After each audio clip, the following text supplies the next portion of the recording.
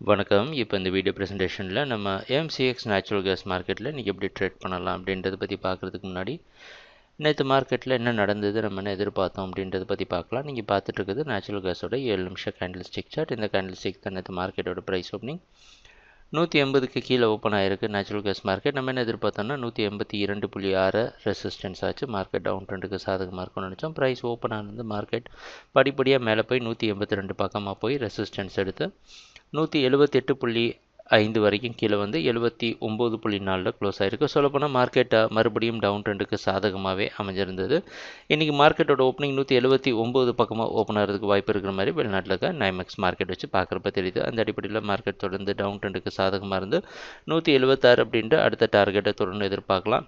182 வரைக்கும் செல் பண்ணி 83ல் stop loss வச்சு ட்ரேட் பண்ணலாம்.